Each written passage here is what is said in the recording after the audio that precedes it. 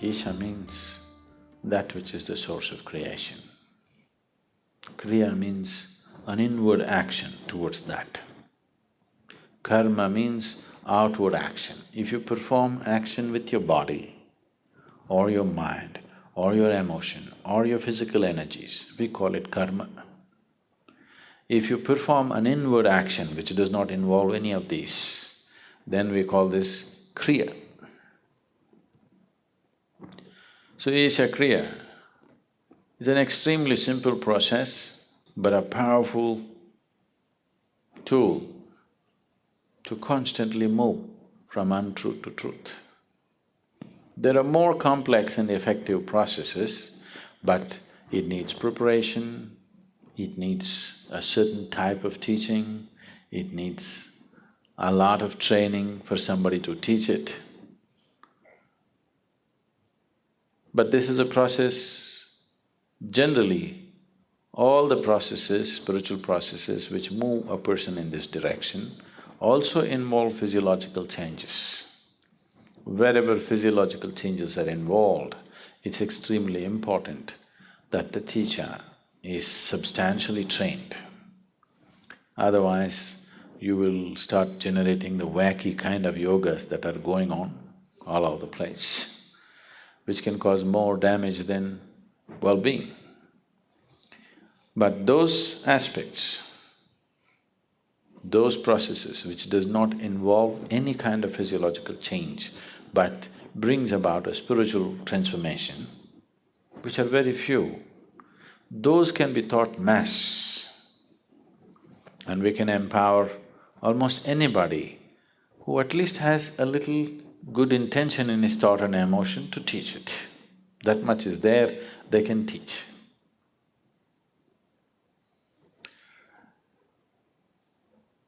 We will do this process right now. You need to understand a little bit about what this is.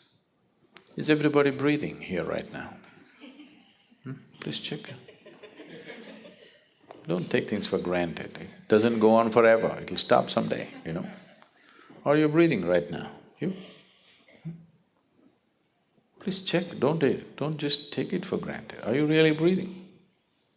You're there, okay? This inhalation, exhalation, inhalation, exhalation, inhalation, exhalation. Next inhalation did not happen, you're gone. See how fragile you are. Just if this one inhalation does not go, wherever we look, you won't be around. At the same time, so fragile human life is, at the same time, how sturdy it is, how many things a human being can do in this world. On one level, it seems to be so fragile, just look at it and see. It doesn't come back. Too fragile, isn't it? You're taking it for granted, you're not conscious about it. If you become conscious and watch it, it's a damn fragile life. At the same time, how sturdy it is, how many things it can do. This is the beauty of creation. Everything is tenderly balanced. So tenderly, you cannot disturb it not easily, you know. The whole creation is like this, it's just like that. That shows the mastery of the Creator. It is so tenderly balanced, that means, that shows, that manifests the mastery of the Creator. That which creates is of such mastery that it can afford to keep it so tender. So that is the audacity of the Creator. One breath, if you do not inhale, you're gone. But that's the confidence in design that the Creator has. So this breath is not just about exchange of oxygen and carbon dioxide. In yoga, We call this the Kurmanadi. Breath is referred to as the Kurmanadi. Now, if I ask you to watch your breath, which is the most common thing that people are doing these days, you don't get to watch the breath. You think you're watching the breath, but you're not watching the breath. You're only able to notice the sensations caused by the movement of the air. If one who is sitting next to you touches your hand, you think you know the touch of the other person, but you do not know. You only know the sensations generated within your body. You do not know how the other feels. You only know what kind of sensation happened in your body. Yeah? You understand what I'm saying? So right now, you do not know the breath, you only know the sensations caused by the breath. So when we say Kurmanadi, we are not talking about the sensations, we are talking about the breath itself. Kurmanadi is referred to as a string, it's like a string, an unbroken string, it's going on. And this is the string which ties you with this body. If I take away your breath, you and your body will fall apart. What you thought is one will become two, that is the first deception. There are two behaving like one, a deception is on. So if I pull out the breath, you and your body will fall apart. We don't want you to fall apart, but if your consciousness travels with the breath, if your awareness travels with the passage of the breath keenly enough, then you will see, distinctly see, these two are not one. What is you and what is your body will stand apart. What is you and what is your mind will stand apart. If you and your body-mind combination stand away from each other, then suddenly you will find your ability to use your body and your mind goes into a phenomenal scale. If right now, if you have to count from 1 to 10, right, the highest is 10, if that is so, if you're attached or if you're involved with this body, you're less than 1, that's where it is. If these two things come apart, suddenly you can rev it up all the way to 10. Your ability to use the mind and the body is so greatly enhanced that you almost look superhuman for somebody else. But I'm telling you, this is human. This is not about being superhuman. This is about realizing being human is super. Yes, it's not a simple thing to be human.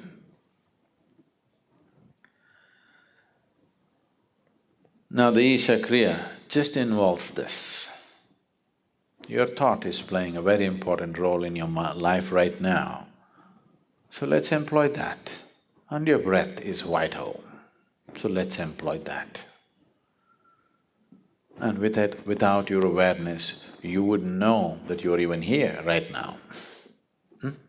If you're not aware, you do not even know whether you're alive or dead, or whether you exist or not. So these three ingredients, your breath, your thought and your awareness, in the right combination, if you use them, you will see slowly a little bit of distance arises between you and your body. Now, you're very distinctly moving from untruth to truth. So what we will do is, sit in a cross-legged posture and keep your hands open, facing upward. Sit with your face slightly upturned. The moment you sit this way, with a slightly upturned face, you will see naturally your focus will shift between your eyebrows. So maintain this mild focus between your eyebrows, and now what you do is, you take these two thoughts. With inhalation, one thought, with exhalation, another thought. I will walk you through this. Whatever the duration of the thought, let that be the duration of inhalation, and whatever the duration of the other thought, let that be the duration of your exhalation. With inhalation, we will take this thought, I am not this body. With exhalation, you will take the other thought, I am not even this mind. I am not this body, I am not even the mind.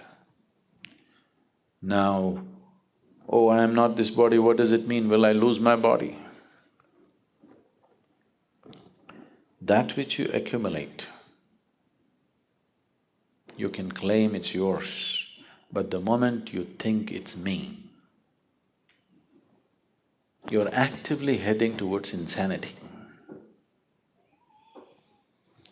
As I sit here, if I suddenly say, this is my vessel, you will think, well, Sadhguru seems to have a problem. But there's a reputation of being wise. So you will sit for some more time. After some time I said, this is me, you will say, let's go. Because the moment I say, this is me, it seems like absolute insanity. There's no sign of sanity. But this has happened and it's continuing to happen. The food that you eat, when it arrives on your plate, you say, this is my food, you eat it, and immediately you say, this is me. Insanity, but you're in a socially accepted levels of insanity. Okay, you cannot be yet pushed into an asylum, because then we will have to build a worldwide asylum, WWA.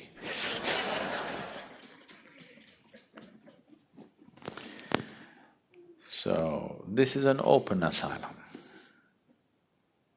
There's something called an open prison, just like that. This is an open asylum, but it doesn't matter. The moment you start thinking an object which is not you as yourself, you have taken the first step towards madness.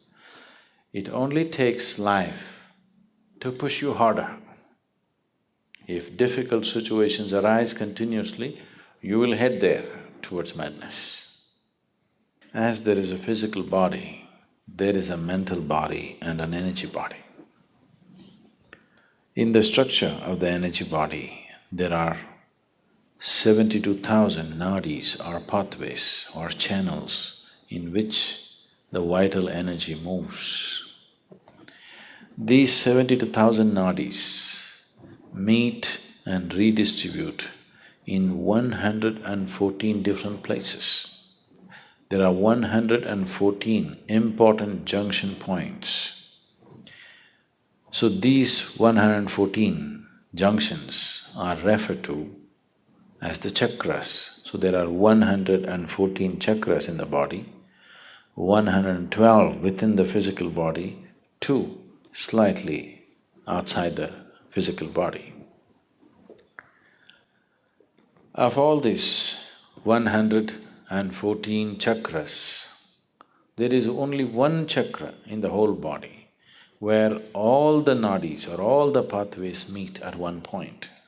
That is known as the Manipuraka, which is physically located about 3/4 of an inch below your navel. So the navel is known as Manipuraka, or it is known as the maintenance center. Body is maintained from here because this is the only place where all the pathways of prana or the vital energy meet and redistribute themselves. Even when you were in your mother's womb, where was the maintenance pipe connected to you? It's at the navel. So today, that has been severed, but still the maintenance center is in the navel. So this is the Manipuraka chakra, this is the only place where everything meets. If you utter the sound ah, you will see the reverberation begins just about 3/4 of an inch below your navel and spreads right across the body. Just feel this and see. Close your eyes, keep your spine erect. Utter the sound ah, fully exhaling into the sound.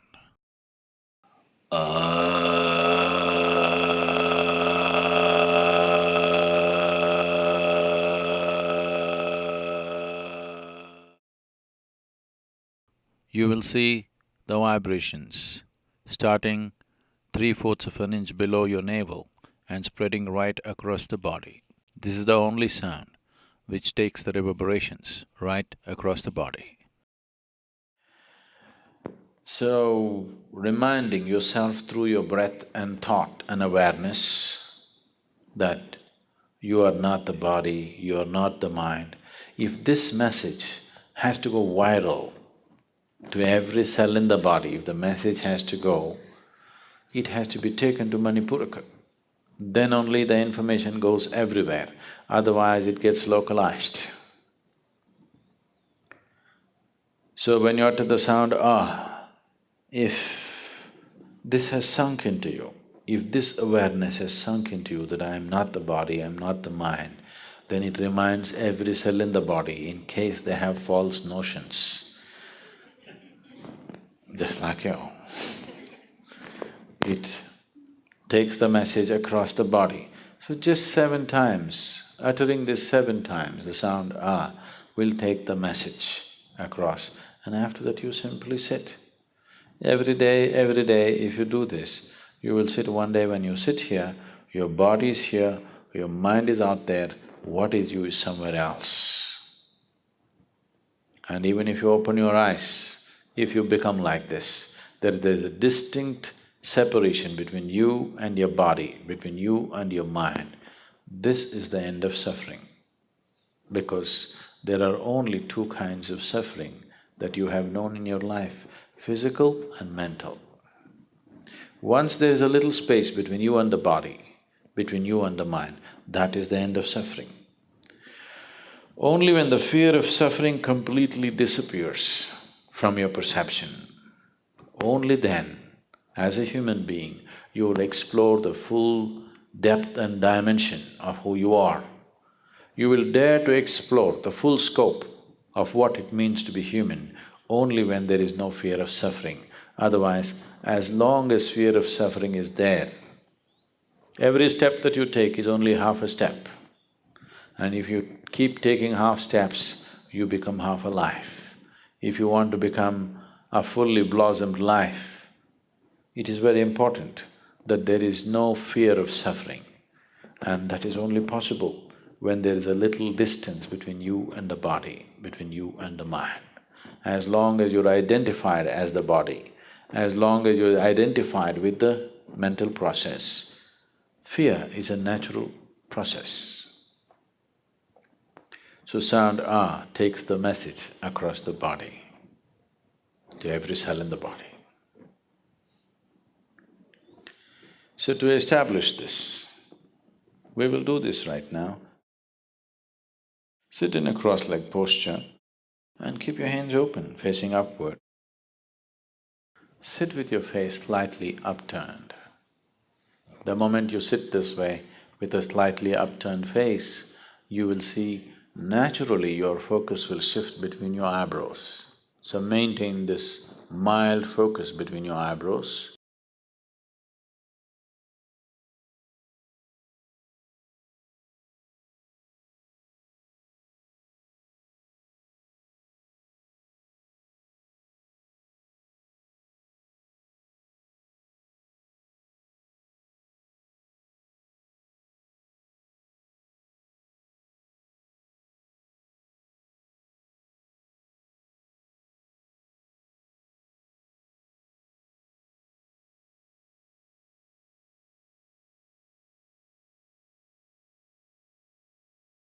As I utter these 2 sentences, with inhalation you take this thought. Yani yatat siyala. With exhalation. Yadaja niyatat razun. Yani yatat siyala. Yadaja niyatat razun.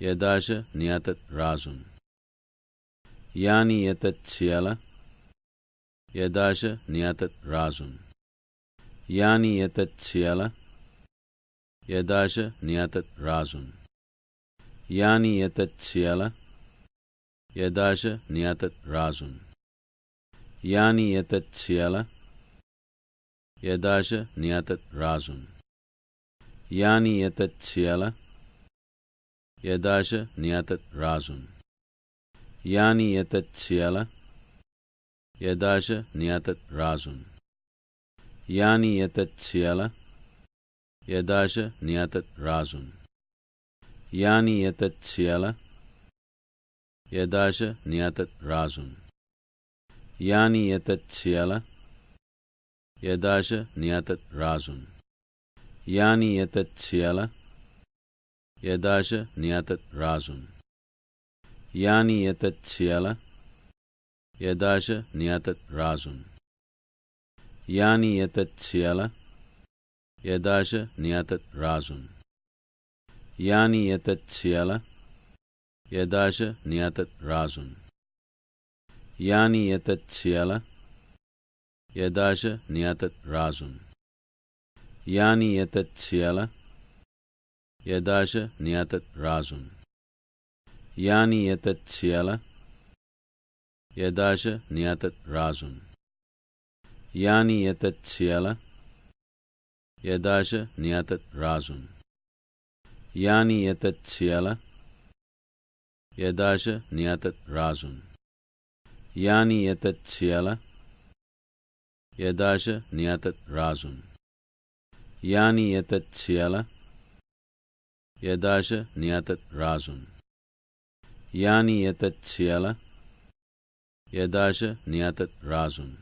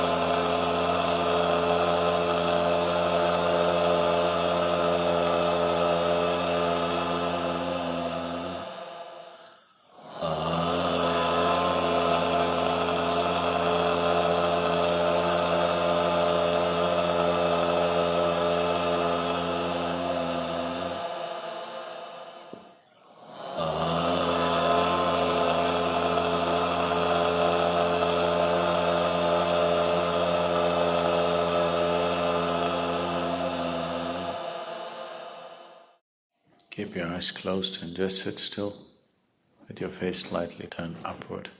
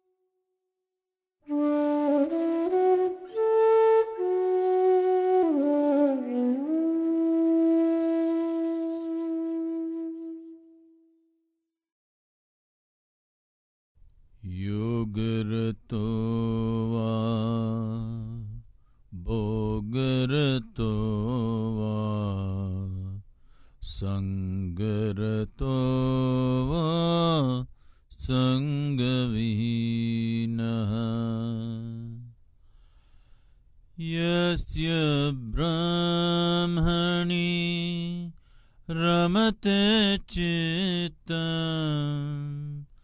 Yasya Brahmani Ramate Chittam Nandati Nandati Nandateva Nandati Nandati Nandateva Satsangatve Nisangatvam Nisangatve Nirmohatvam Nirmohatve Nischalatatvam Nirmohatve Nischalatatvam Nischalatatve Jivan Mukti Nischalatatve Jivan Mukti Punarapi Jananam Punarapi Maranam Punarapi Janani Jatare Shayanam Punarapi Jananam Punarapi Maranam Punarapi Janani Jatare Shayanam Iha samsare bahudustare Iha samsare bahudustare Kripaya pare pahi murare Kripaya pare pahi murare